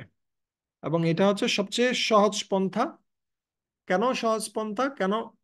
কারণ অন্যান্য পন্থায় আহ ভক্তকে কি করতে হয়, ভগবানের পেছনে ছুটতে হয়। কিন্তু এই একটা পন্থা হচ্ছে কি, যদি কেউ ভক্তি ভালোভাবে করে ভক্তের পেছনে ভগবান ছুটেন। ঠিক আছে, কিভাবে হয় সেটা হয়তো আমাদের উপলব্ধি নাও থাকতে পারে, কিন্তু শাস্ত্র বর্ণনা করছে কি, যদি কেউ এই যে নববিধা ভক্তির যাজন করবেন খুব ভালোভাবে, তাহলে ভগবান স্বয়ং কি হন, স্ফুরিত হন। ঠিক আছে, যে এই জন্য খুব সুন্দরভাবে বর্ণনা করছে শ্লোকটাতে। শ্লোকটা কি ছিল, খুব সুন্দর একটা শ্লোক ছিল, যে আহ ন ভবেত গ্রাহ্যম ইন্দ্রিয় শ্রবণমুখো হি জিহ্বাদো স্বয়ং এব স্ফুরতেদ। ঠিক আছে, ফার্স্ট লাইনটা হচ্ছে কি, ন ভবেত গ্রাহ্যম ইন্দ্রিয়। আচ্ছা, এখানে বর্ণনা করছেন ভগবান, ভগবান কি করা, উপলব্ধি করা, সেটা আমাদের যে জড় ইন্দ্রিয় রয়েছে সেগুলো দিয়ে সম্ভব নয়। কিন্তু যদি কেউ কি করে, সমস্ত ইন্দ্রিয়গুলো দিয়ে ভগবানের সেবা করে, তাহলে কি হতে পারে, ভগবান স্বয়ং সেখানে প্রকাশিত হতে পারেন। ঠিক আছে, উম এই জন্য যদি কেউ এই যে ভক্তির পন্থাটাকে খুব সুন্দরভাবে কি করে, গ্রহণ করে, উম, তাহলে সে নিশ্চিন্তে কি হতে পারে, এগিয়ে যেতে পারে। অনেক সময় আমাদের মধ্যে কি সৃষ্টি হয়, আমাদের মধ্যে সন্দেহ সৃষ্টি হয় যে আসলে আমরা যে সঠিক পথে রয়েছি কিনা। অনেক সময় চিন্তা হয় যে আসলে অনেক বছর ধরে ভক্তি করছি কিন্তু এখনো আমি ভগবানের দর্শন পাচ্ছি না কেন। কিন্তু দেখেন, একজন ব্যক্তি যদি ডাক্তার হতে হয় অথবা ইঞ্জিনিয়ার হতে হয়, কত বছর ধরে তাকে পড়াশোনা করতে হয় না, পুরো 20-25 বছর ধরে পড়াশোনা করার পরে তারপরে সেই ইঞ্জিনিয়ার বা ডাক্তার কিছু একটা প্রাপ্ত হতে পারে এই জগতে। কিন্তু ভক্তির পন্থায় আমরা কাকে প্রাপ্ত হব, আমরা সরাসরি ভগবানকে প্রাপ্ত হব। কিন্তু এইটা এমন নয় যে এই 2-4-5 বছরের সাধন ভক্তি করেই আমরা সাথে সাথে কাকে প্রাপ্ত হব? ভগবানকে প্রাপ্ত হব। So, আমাদের অবশ্যই এটার জন্য কি দিতে হবে? আমাদের এটার জন্য কি করতে হবে? আমাদের প্রচেষ্টা করতে হবে, কিন্তু সেই সাথে সাথে আমাদের ধৈর্য ধারণ করতে হবে। এমন নয় যে হঠাৎ করে কিছু হয়ে যাবে। অনেক সময় আমাদের চিন্তায় আমরা যখন জব করছি, করছি, আমাদের মনে হয় যে ভগবান মনে হয় আমাদের কথা শুনছে না। ঠিক আছে, শুনলে আমার জীবনে এত বিপদ কেন, এত কষ্ট কেন? ঠিক আছে। So, আমরা জব করছি কিন্তু আমরা জব শুনি না, আমাদের নিজেদের জব আমরা নিজেরা শুনি না। জব করতে করতে বিভিন্ন বিষয়ে চিন্তা করছি, ঘুমাচ্ছি, বিভিন্ন কিছু হচ্ছে, কিন্তু আমরা চিন্তা করি যে আমাদের জব কে শুনবে? ভগবান শুনবে। তার অন্ততপক্ষে কি থাকা উচিত? সজাগ থাকা উচিত। আমি তার ভক্তি করছি, আমি কেন বিপদে পড়বো? আমার তো বিপদে পড়ার কথা না। ঠিক আছে, আমরা এই ধরনের আশা করে থাকি, কিন্তু আসলে সেরকম নয়। ভগবান সবসময় সজাগ রয়েছেন আমাদেরকে সাহায্য করার জন্য, কিন্তু আমাদেরও কি থাকা উচিত? আমাদেরও ভক্তি, বিশ্বাস, শ্রদ্ধা এগুলোকে আরো সুদৃঢ় করা উচিত। যদি কেউ মনে করে যে না, আমি ভক্তি করছি, তার মাধ্যমে আমার জীবনে কোনো বিপদ আসবে না, তাহলে এটা হচ্ছে কি, এর ছোট বাচ্চা যেমনি ললিপপ খায়, সে ধরনের একটা ভক্তি আমরা করছি। এটা ললিপপ ভক্তি বলা যেতে পারে। ঠিক আছে, এর থেকে বিশেষ কিছু নয়। কারণ এই জগৎ মানে আছে, এই জগতে অনেকগুলো ঝামেলা থাকবেই, জগৎটা এরকমই। কিন্তু ভক্তি করার মাধ্যমে আমরা কি হব? এই সমস্ত পরিস্থিতির মধ্যেও আমরা আমাদের বিশ্বাস, আমাদের শ্রদ্ধাকে আমরা অটল রাখতে পারবো। ঠিক আছে, এটা হচ্ছে ভক্তির বিশেষত্ব। আহ, এবং এই ভক্তিতে আমরা বলছি বারবার করে এটা খুব সহজ, কিন্তু আবার এই ভক্তি সবচেয়ে কঠিনও। কেন কঠিন? কারণ অন্যান্য পন্থায় মানুষ তার যে মিথ্যা অহংকার, সেটাকেও বজায় রাখতে পারে। মিথ্যা অহংকারকে সে কি করে? সে বারবার করে সেটাকে কি দেয়? সে সে আগুনে ঘি ঢালে, মিথ্যা অহংকারের আগুনে। কিন্তু এই ভক্তির পন্থা হচ্ছে একমাত্র পন্থা যেখানে আমাদের মিথ্যা অহংকারকে দমন করতে হয় এবং সত্য অহংকারকে জাগ্রত করতে হয়। সেটা হচ্ছে কি?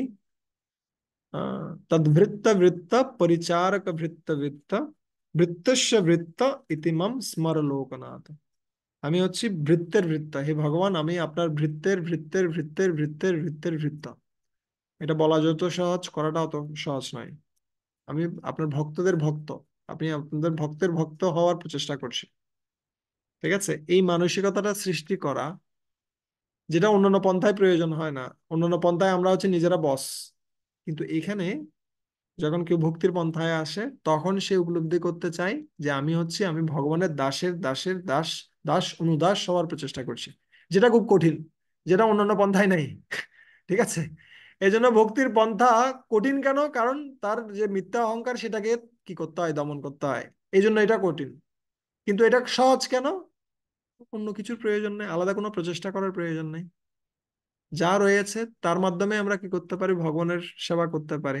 আর ভগবান আমাদের কাছ থেকে যে বিশেষ কিছু কি করে আশা করে তাও না, আমাদের যা রয়েছে তা দিয়ে আমরা সেবা করতে পারি। ঠিক যেমনি ভগবান কৃষ্ণ, তিনি যখন মথুরায় প্রবেশ করেছেন, তিনি যখন প্রথমে কাকে দেখেছেন? সুদামা মালাকারকে দেখেছেন। সুদামা মালাকার থেকে তিনি কি চাইলেন? তিনি কিছু ফুল চাইলেন। ওর কাছে ফুলই আছে, ফুল ছাড়া অন্য কিছু নেই। ওর কাছ থেকে কিন্তু স্বর্ণ অলংকার চাইনি। তারপরে ভগবান কৃষ্ণ যখন কুব্জার কাছে গেলেন, তিনি কুব্জার কাছ থেকে কি চাইলেন? তিনি কুব্জার কাছ থেকে কিছু চন্দন বা অনুলেপন এগুলো চাইলেন। ওর কাছে কিন্তু ওগুলো ছাড়া অন্য কিছু নেই। ঠিক আছে, তারপর আরেকজন দর্জির কাছে গেলেন, সে দর্জির কাছে কি চাইলেন? তুমি কিছু আমাকে উত্তম বস্ত্র প্রদান করো। ওর কাছে কিন্তু ওই উত্তম বস্ত্র ছাড়া আর কিছু নেই। So, ভক্তির পন্থাটা কেন সুখসাধ্য? কারণ আমাদের যা আছে তা নিয়ে আমরা ভক্তি করতে পারি। আমাদেরকে অন্য কিছু, যে নতুন কিছু আবিষ্কার করে ভক্তি করতে হবে, বা অন্য কেউ এভাবে করছে তাই আমাকে ওর মতো হতে হবে, প্রয়োজন নেই। আমরা যে সেবা করতে পারি তার মাধ্যমে আমরা ভক্তিতে এগিয়ে যেতে পারি। সিম্পল। যেমন এখানে অনেকজন আর্টিস্ট রয়েছে, আর্ট করে ভগবানের জন্য আর্ট করতে পারে, এর মাধ্যমে ভক্তিতে এগিয়ে যেতে পারে। কেউ রান্না করতে পারে, রান্না করে ভক্তিতে এগিয়ে যেতে পারে। সিম্পল বিষয়। এই জন্য ভক্তি খুব সহজ, আবার ভক্তি খুব কঠিন। কেন কঠিন? কারণ নিজের যে মিথ্যা অহংকার, সেটাকে কি করতে হয়? সেটাকে দমিয়ে ভক্তদের কথা শুনতে হয়। হ্যাঁ, সেটাকে দমিয়ে গুরুদেবের কথা শুনতে হয়। ঠিক আছে, এই জন্য এটা কি রয়েছে, এই জন্য এটা একটু কঠিন রয়েছে। আর এটা খুব সহজ কেন? আবারও আমরা বলছি কেন সহজ? কারণ কৃষ্ণ খুব সহজ। কৃষ্ণ একটা বাচ্চা ছেলেকে কি করা, আহ মানে সন্তুষ্ট করা খুব সহজ। ঠিক যেমনি অর্ঘ্যকে আমি যদি কি দিই, একটা কেক দিই অথবা একটু ভালো চকলেট, অথবা যেটা মন্দির থেকে খুব ভালো প্রসাদ রয়েছে একটু দিলে ও খুশি, ওকে একটা খেলনা দিলে খুশি। সিম্পল। ওকে ওকে যে বিশাল কিছু দিতে হবে না, ও অল্প কিছুতে খুশি। ওকে কিন্তু ও চাইবে না কোটি টাকা দাও, চাইবে না, সিম্পল কিছুতে খুশি। সো ভগবানও একই রকম, ভগবানও একটা বাচ্চা ছেলে, ওকে যদি সিম্পল কিছু দেওয়া হয়, তার সাথে একটু তুলসী পত্র দিয়েও খুশি। ঠিক আছে। সো আমাদের সুদৃঢ় বিশ্বাস থাকা উচিত আমরা যে পন্থায় রয়েছি এটা সর্বশ্রেষ্ঠ পন্থা। তার মানে এই নয় যে আমি সর্বশ্রেষ্ঠ, এটাও কি নয়। এটা আমাদের আবার আরেকটা ভুল। যখন আমরা মনে করি যে আমি এই পন্থার সাথে আছি তাই আমিও সর্বশ্রেষ্ঠ, আমি ওই গুরুদেবের শিষ্য, গুরুদেব সর্বশ্রেষ্ঠ তাই আমি সর্বশ্রেষ্ঠ, বা আমি এই ব্যক্তিটার সাথে সম্পর্কিত তাই আমি সর্বশ্রেষ্ঠ। না, এটা নয়। ভক্তির প্রসেসটা সর্বশ্রেষ্ঠ, তার মানে ভক্তি যাজন করছি মানে আমি সর্বশ্রেষ্ঠ তা নই। ঠিক আছে। আমি সর্বশ্রেষ্ঠের সেবা করার প্রচেষ্টা করছি। ঠিক আছে। এবং আমাদের কখনো আশাহত হওয়া উচিত নয় যদি সাকসেস গুলো ইমিডিয়েটলি না হয়, সময় লাগতে পারে। এক একজনের এক এক রকম সময় লাগতে পারে, এটা নির্ভর করছে আমরা কতটুকু কি রয়েছে, আমরা কতটুকু প্রচেষ্টা করছি, এবং সেই সাথে কতটুকু ভগবানের কৃপা আমরা আকর্ষণ করতে পারছি, সেটার উপর নির্ভর করছে। ঠিক আছে। সো আমরা আমাদের যদি পুরো আলোচনাটাকে আমরা সংক্ষেপে কি করতে চাই, উপস্থাপন করতে চাই, আমরা প্রথমে বর্ণনা করলাম সবচেয়ে দুর্লভ বস্তু হচ্ছে কি, সাধু সঙ্গ। এবং এই সাধু সঙ্গ ক্ষণার্ধ সময়ের জন্য যদি কেউ প্রাপ্ত হতে পারে, তাহলে সেটা হচ্ছে কি, সেটা হচ্ছে অনেক বিশাল সম্পদ অর্জনের মতোই। কিন্তু একটা পার্থক্য আছে, অন্যান্য সম্পদ নিয়ে ফেলা যেতে পারে, কিন্তু এই সাধু সঙ্গের যে সম্পদ সেটা কেউ আমাদের কাছ থেকে কেড়ে নিতে পারবে না। ঠিক আছে। আর সেই সাথেও আমরা কয়েকটা জিনিস শিখছিলাম, যে আসলে যখন মহাত্মারা আসছেন তাদেরকে আমাদের যথাযোগ্য সম্মান প্রদর্শন করা উচিত, এবং তাদের কাছে বিনীত চিত্তে প্রশ্ন জিজ্ঞাসা করা উচিত। ঠিক আছে। এবং তারপরে আমরা নিমি মহারাজের প্রতি যে উপদেশ, আহ কার উপদেশ, নবযোগেন্দ্রদের মধ্যে অন্যতম কবি, তার উপদেশ থেকে আমরা অনেকগুলো বিষয় জানলাম। প্রথমত জানলাম যে এই পন্থাটি ভয় থেকে আমাদেরকে মুক্ত করে, এবং এই পন্থায় যদি আমরা নিশ্চিতভাবে যদি আমরা এগিয়ে যাই তাহলে অবশ্যই আমরা কি করতে পারবো, সাফল্য অর্জন করতে পারবো। এবং এটা হচ্ছে খাবার গ্রহণের মতোই, প্রতি গ্রাস খাবার গ্রহণের মাধ্যমে যেমনি আমরা কি হই, আমরা পরিপুষ্ট হই, ঠিক একইভাবে ভক্তির মাধ্যমে আমরা পরিপুষ্ট হই। আর এই ভক্তির পন্থাই হচ্ছে কি আসল লাইফ, জীবন। এই ভক্তি ছাড়া অন্য যত সমস্ত কার্যক্রম রয়েছে সেটা হচ্ছে কি মৃতদেহের শয্যার মতো। ঠিক আছে। সো এই বিষয়গুলো আলোচনা করার সুযোগ হয়েছিল আজকের দিনটাতে। আপনাদের অনেক ধন্যবাদ আমাদের সাথে থাকার জন্য। কোনো প্রশ্ন থাকলে হ্যান্ড রেজ করতে পারেন। ঠিক আছে। কৃতজ্ঞ আপনাদের প্রতি, আপনাদের মূল্যবান সময়টা কি করছেন ভক্তির চর্চায়, ভগবত ভক্তির কথা শ্রবণে বিনিয়োগ করছেন। ঠিক আছে। কোনো প্রশ্ন থাকলে কি করতে পারেন, যুক্ত করতে পারেন, অথবা মন্তব্য থাকলে যুক্ত করতে পারেন। মধুমঙ্গল প্রভু কিছু বলবেন? আচ্ছা, মধুমঙ্গল প্রভু।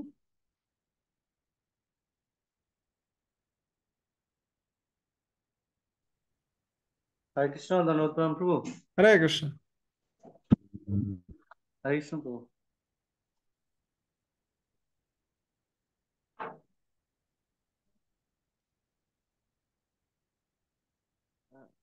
আপনি কোনো ক্রিম অ্যাড করবেন? না না, না প্রভু, আপনি যে আজকে আলোচনা করলেন যে ভক্তির বিষয়গুলো, খুব ভালো লেগেছে আসলে।